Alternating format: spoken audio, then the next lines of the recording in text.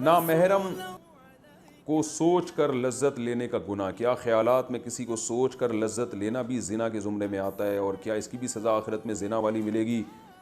बिनते इनायत, डेरा इस्माइल ख़ान।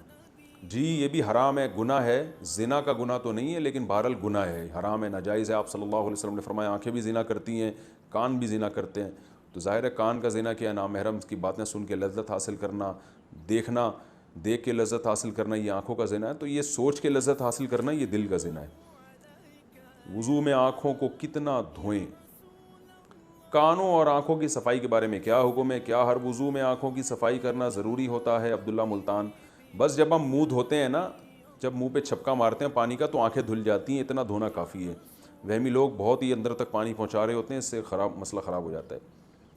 कुरान पढ़ने के लिए वुज़ू या कपड़े पाक होना, अगर वुज़ू ना हो या कपड़े नापाक हों तो क्या इस हाल में कुरान पाक को छुए बग़ैर ज़बान से तिलावत कर सकते हैं? बिनते अब्दुल्ला। जी कर सकते हैं तिलावत।